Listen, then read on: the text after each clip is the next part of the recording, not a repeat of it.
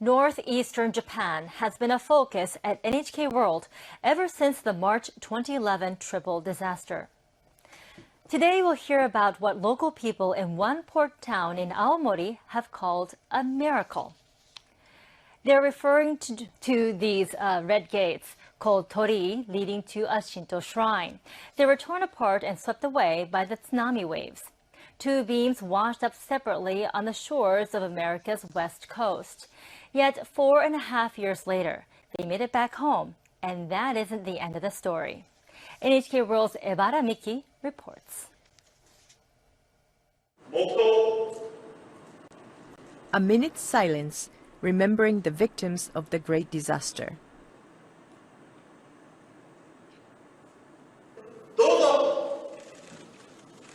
But out of the sadness, the assembled have something to commemorate too. This unveiled placard tells of a miraculous journey. A journey that is having an enduring impact here. Vital parts of the washed-away torii had drifted across the Pacific to the US and made it back. These torii stand watch over Okuki, a small fishing port village. Locals believe the gates and the shrine protect the safety and the livelihoods of the fishermen. The story of the gates' journey continues to astound them. I was so surprised that something like this could happen. We received a lot of support from people in the United States. We want to share this miraculous story with people coming to the shrine to pray.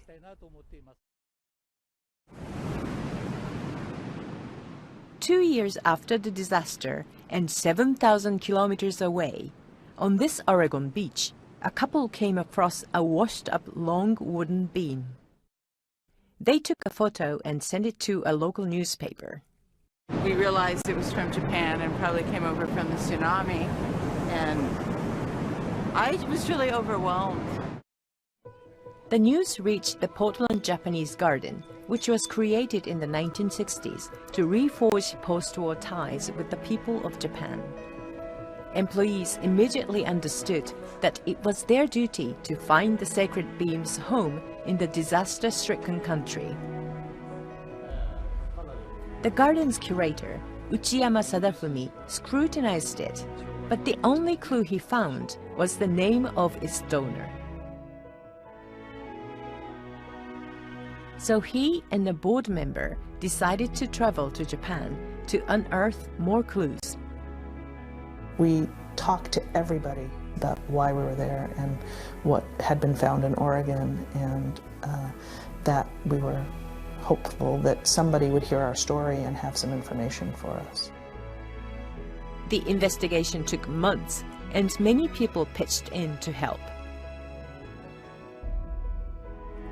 In 2015, the torii's home was finally identified, and the two crossbeams recovered in Oregon sailed back together on this container ship.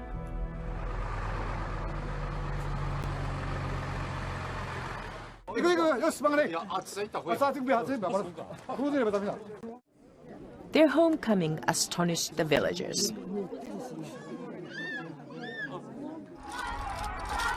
And it also opened a gateway for Okuki's children to broaden their horizons.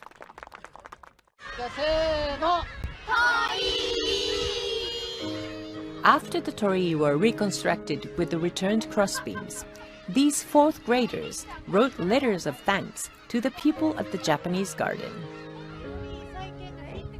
Takasaki Aoi wrote this. The torii came back to us. We will remember the day until the end of our lives. I believe all the people in Okuki were grateful from the bottom of their hearts. Aoi is now 15. For her, the torii have truly become a gate to the world. There had not been many opportunities to interact with people from overseas in Okuki. but the beam's return opened such communication channels. It made me more interested in life and culture abroad. In 2019, she got to travel to Oregon on an exchange program.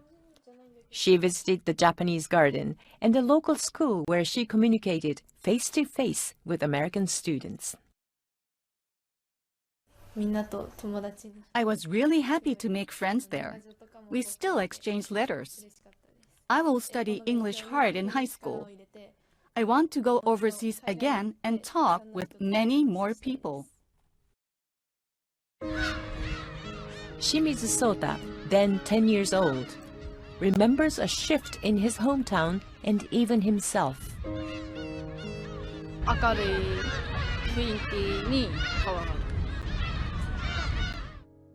He wrote this letter to the staff at the Japanese garden. 僕のおじいさんは漁師で、僕は大人になったらおじいさんの船を継いでアメリカのオレゴン州まで 7000km の旅をして内山さんに会いに行きたいです。 Sota, who had been afraid of the ocean before the beam's appearance, gathered the courage to go out on his grandfather's fishing boat for the first time.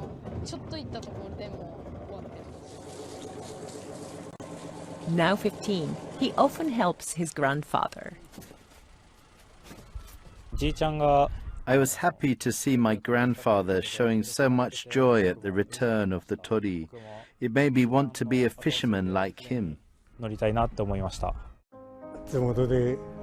I'd be pleased if he continues to show interest in our way of life here. The tori's journey has made him aware of the preciousness of every little thing that surrounds him.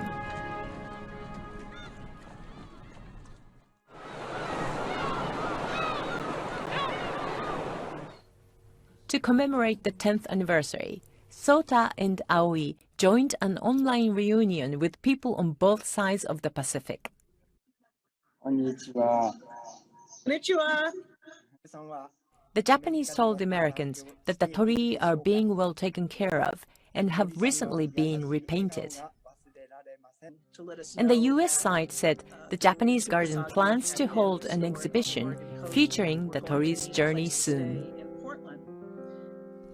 Aoi prepared her message in English. I was very happy that the torii came back to my hometown. This experience made me interested in foreign countries. My future dream is to get a job that makes people smile like you. Sota shared with them how the torii have influenced him. The return of the tori opened my eyes and made me proud of Okuki. For that I am so grateful for everyone who supported the effort. Thank you very much. The garden's members had a message for the younger generations. The things that we thought were impossible became possible because we worked together and we made it happen. And as a result, we have these amazing friendships and relationships across the Pacific, and it's made us stronger as a people. It's more like a lighthouse to shine the lights all the way to across the Pacific Ocean and into the next generation. So, so when you graduate, please take this story with you. Arigato. I want to continue cherishing these special relationships. When I grow up, I want to tell others in Okuki about the miraculous journey of the tori and what it has brought us.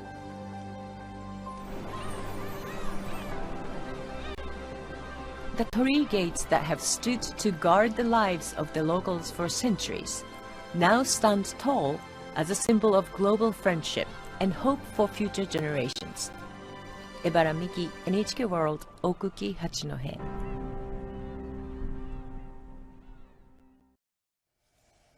The disaster's recent 10-year anniversary has served as a chance to shed light on the struggles and successes in hard-hit communities. Rest assured, we'll be featuring the recovery in the years to come.